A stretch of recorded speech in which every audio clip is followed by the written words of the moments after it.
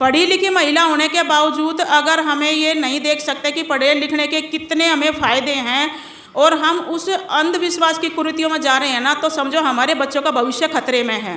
ना ढोल है ना मंजीरे हैं, यहाँ आपको दिमाग की खुराक दी जाती है। और जिन महिलाओं के दिमाग में ये खुराक धीरे धीरे पड़नी शुरू हो गई ना, हमें ज़रूरत नहीं पड़ेगी कि आप अंधविश्वास में जा रहे हो। हमारे महापुरुषों ने इस लायक बना दिया है कि हम अपनी समस्याओं का समाधान कर सकते हैं।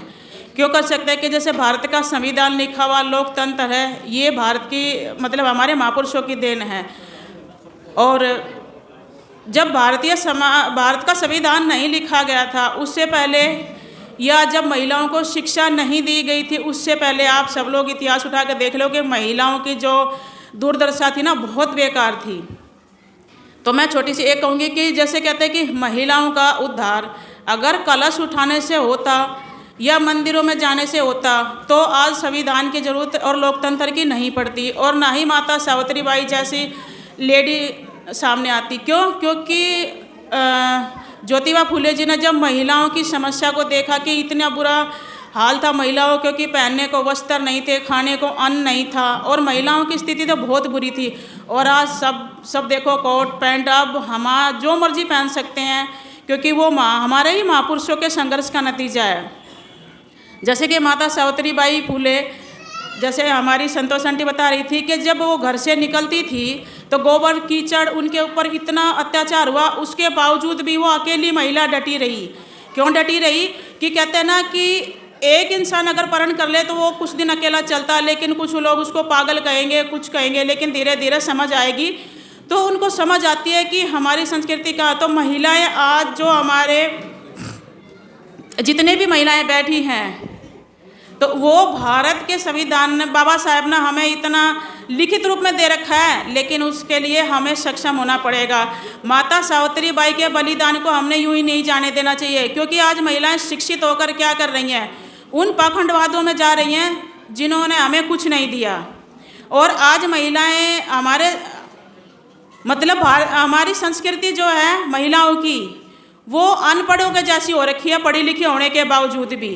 क्यों? क्योंकि हम अपना इतिहास जानते हैं लेकिन उसको मानने को तैयार नहीं है। आज भी बहुत सारी जगह मैं जाती हूँ, कई गांव में भी जाती हूँ, तो आज भी ऐसी जगह है कि जहाँ हम कुएं पर जाकर पानी नहीं भर सकते अपनी मर्जी से।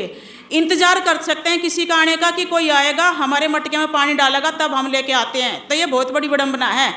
उसके बावजूद भी हमें मंदिरों में जाने का अधिकार नहीं था। आज क्यों मंदिरों में जा रहे हैं? क्योंकि हमारे पास पैसा है। पैसा किसकी वजह से है? बाबा साहेब की वजह से, माता सावित्रीबाई की वजह से। पहले क्यों नहीं जाने दिया था मंदिरों में? क्योंकि पहले हमारे पास ना धन था, ना नौकरी थी, ना शिक्षा का अधिकार था। आज हमारे पास शिक्षा का अधिकार है, जिससे हम जो चाहें बच्चों को बना सकते हैं, आईपीएस, इंजीनियर, डॉक्टर सब। लेकिन हमारा पढ़ना होना चाहिए, क्योंकि शिक्षा को हम सिर्फ एक खेल ले रहे हैं, उसको मतलब एक कड़े उससे भी नहीं करते कि हम शिक्षा के जोर पे क्या कर सकते हैं। हम दूसरों को देख सकते हैं कि जैसे बहुत सारी महिला आईपीएस है, इंजीनियर है, उनको देखते हैं, उसके बावजूद भी मोटिवेट नहीं होते। क्योंकि हमें बच्चों को शुरू से ही देखना चाहिए कि हमारा बच्चा अगर शिक्षा के जोर पर, तो हमें शुरू से ये देखना है कि हमें अपने बच्चों को क्या बनाना है, डॉक्टर बनाना है, इंजीनियर बनाना है, आईपीएस बनाना। तो हमें शुरू से लेकर चलना पड़ता है महिलाओं को। पढ़ी लिखी महिला होने के बावजूद अगर हमें ये नहीं देख सकते कि पढ़े लिखने के कितने हमें फ़ायदे हैं और हम उस अंधविश्वास की कुरीतियों में जा रहे हैं ना, तो समझो हमारे बच्चों का भविष्य खतरे में है। तो हम जो अंधविश्वास ढो रहे हैं ना, तो वो भी खतरे की निशानी है। क्योंकि जो हमारे महापुरुषों के बलिदान की वजह से जो हमें शिक्षा मिली थी, और जो भारत का संविधान बनाया बाबा साहब ने किस लिए बनाया? कि हमारे हक अधिकारों को लड़ सके। लड़ेंगे तो जब पढ़ेंगे। जब हम पढ़ते ही नहीं हैं, हमें अपने अधिकारों के बारे में पता ही नहीं है, तो हम लड़ेंगे कैसे? क्योंकि हमारे महिलाओं का दिमाग तो एक तरफ लगा रखा है, दूसरी तरफ उस पाखंडवादों। क्योंकि हमें संविधान तक और अपने महापुरुषों के ज्ञान तक हमें जाने ही नहीं दिया जाता। तो इसीलिए मैं सभी महिलाओं के बीच में जाती हूँ, और महिलाओं को आना इसीलिए अनिवार्य है कि देखो हमारे लिए कोई संगठन नहीं बना। हम कितने किसी भी जैसे जागरणों में बैठते हैं, किसी में बैठते हैं, क्या कोई आपकी जानकारी, आपके अभाव के बारे में बात करता है? आपकी शिक्षा के बारे में बात करता है?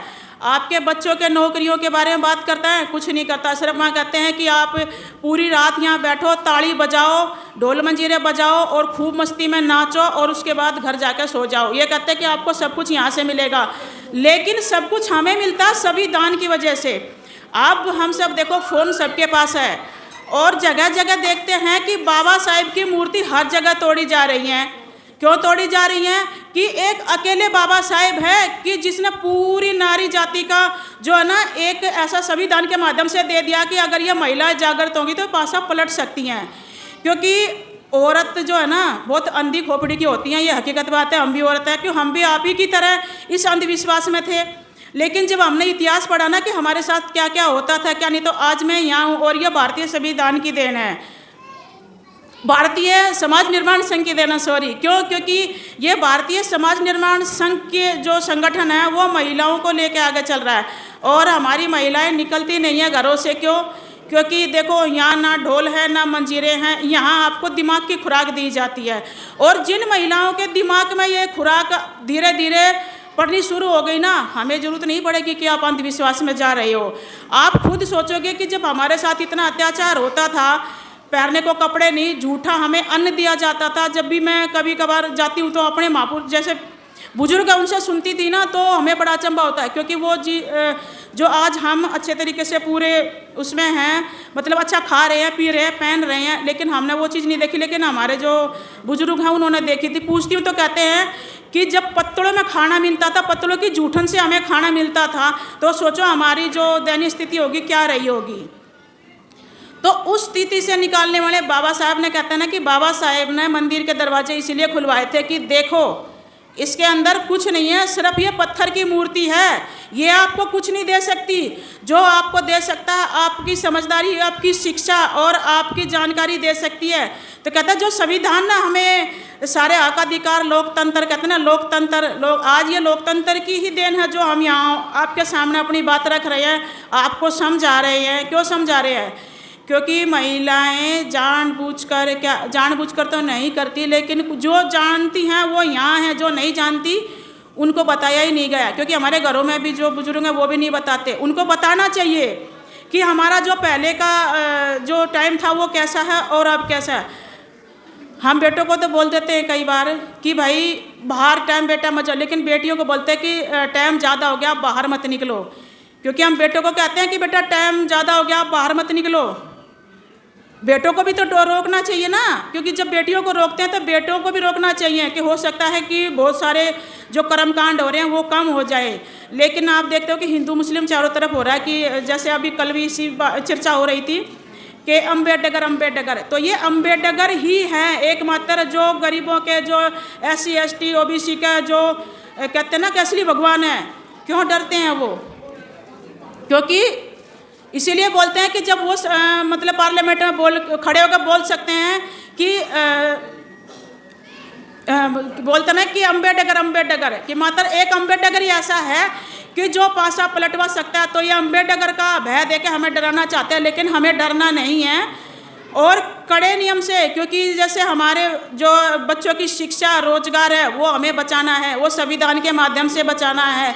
अगर हम इन कुरीतियों में अलग जाते रहे तो हम संविधान को नहीं बचा पाएंगे। अगर हमें संविधान और अपना लोकतंत्र और अपना वोट और अपने अधिकार बचाने हैं तो हमें भारतीय संविधान को पढ़ना होगा, क्योंकि हर घर में होना चाहिए भारत का संविधान। जब संविधान पढ़ोगे ना तो आप अंधविश्वास की तरफ वैसे ही नहीं जाओगे।